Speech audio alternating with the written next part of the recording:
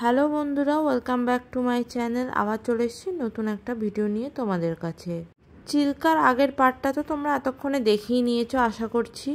আর যারা দেখোনি, কমেন্টে আমি লিঙ্কটা দিয়ে দেবো, তারা দেখে নিও, তাহলে এই পার্টটা দেখতে সুবিধা হবে। আর আমরা এখন বোটের মধ্যে উঠে পড়েছি। ওরা যেখানে যেখানে নিয়ে যাবে সেইখানেই দেখব। বেসিক্যালি ডলফিন দেখার জন্যই উঠেছি, কিন্তু পুরো ট্রিপটাতে ডলফিন একবারও দেখতে পাইনি, মানে সেরকমভাবে দেখতে পাইনি। একটু আধটু মাথা দেখেছিলাম বইকি, কিন্তু যে পুরোপুরি ডলফিন যে হয় না ভল্ট খাচ্ছে ওরকম কিছুই দেখতে পাইনি। তো এই দিদিগুলোকে বলছিলাম একটু হাই করে দাও, ওনারা বোম্বে থেকে এসছেন, তো ভালোই পরিচয় হয়ে গেছিলো ওনাদের সাথে। আর দেখো এখানে যাচ্ছি আর সাথে সাথে এই বকগুলো আমাদের সাথে সাথে যাচ্ছে। আর আমি একটুখানি খাবার কিনেছিলাম ওদেরকে দেওয়ার জন্য। আর এখানে দেখো আমি ছড়াতে ছড়াতে যাচ্ছি, আর যত বেশি ওরা খাবার দেবে তত বেশি ওরা তোমাদের পাশে পাশে বোটের পাশে পাশে যেতে থাকবে। তো আমাদের বোটের প্রায় সবাই খাবার কিনেছিল ওদেরকে দেওয়ার জন্য, ওই জন্য ওরা বেশ অনেক মানে ঝাঁক ঝাঁক আর কি বক এসে এসে খাচ্ছিল। বেশ দেখতে কিন্তু খুব সুন্দর লাগছিল। আর দেখো আকাশের উপরেও দেখলে তো অনেকটা ঝাঁক পাখি উড়ে যাচ্ছে, এরকম মাঝে মাঝেই দেখা যাচ্ছিলো, খুব সুন্দর লাগছিল। ক্যামেরাটা থেকে একটু জুমটা কম হয়েছে বলে বোঝাতে পারিনি। তো দূরে দেখলেই এখানে যে আইল্যান্ড একটা দেখা যাচ্ছে ওইখানটাতে যাব।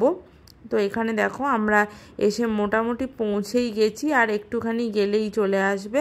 যাওয়ার সাথে সাথেই ওরা গামলা করে প্রথমে তোমাকে লাল কাঁকড়া দেখাবে, আর তারপরে পুরো ঝিনুক ভর্তি গামলা নিয়ে চলে আসবে তোমাকে বোঝানোর জন্য যে এর মধ্যে সব আসল জিনিসপত্র আছে। দেখো, দেখতে থাকো তোমরা।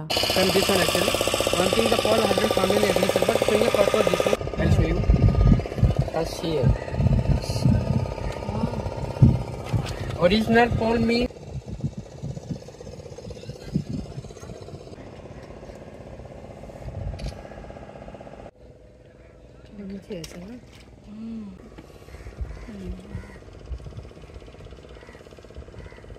do you know anybody Opel? Yeah. ऐसा कुछ पहना।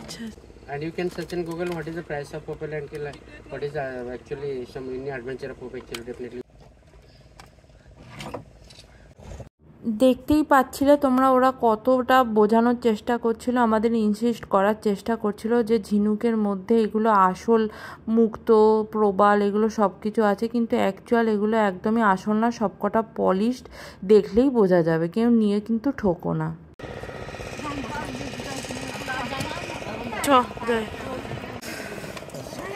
হ্যাঁ যাবো।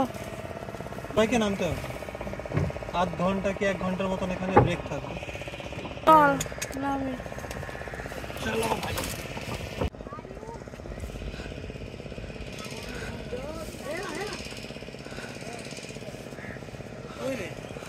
আসছি, 40 को निकलेंगे, जल्दी आइए। ঠিক আছে। তো এখন আমরা তো আইল্যান্ডটাতে নেমে পড়েছি অলরেডি।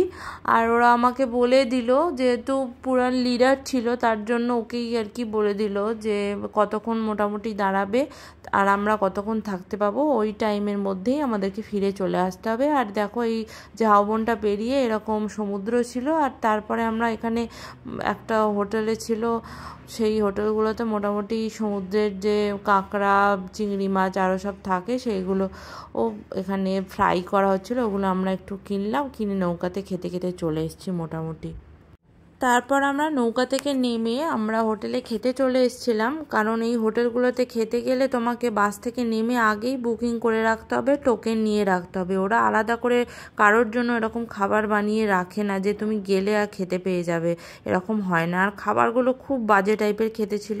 তো যাই হোক, তারপরে আমরা ফিরে চলে এলাম। আর সন্ধ্যেবেলা একটু সি বিচে গিয়েছিলাম, দেখছি সমুদ্রের ধারে এরকম কচ্ছপ, জেলিফিশ, উড়ুক্কো মাছ আরও সব অনেক কিছু এরকম মরে পড়ে আছে। তো আমরা চারধারে জিজ্ঞেস করাতে ওরা বলল যে যারা মাছ ধরতে গেছিলো ওদেরই কোনো মিস্টেকের জন্য এরকম সব জন্তু জানোয়ারগুলো মরে পড়ে আছে। আর সারাদিন সেরকম ভালো কিছু খাওয়া হয়নি, তাই জন্য ভাবলাম একটু চাইনিজই খেয়ে আসি। তো যাই হোক, আজকে ভিডিওটা এইখানেই শেষ করলাম। খুব তাড়াতাড়ি আর একটা ভিডিও নিয়ে চলে আসবো তোমাদের কাছে, ততক্ষণ ভালো থেকো, টাটা।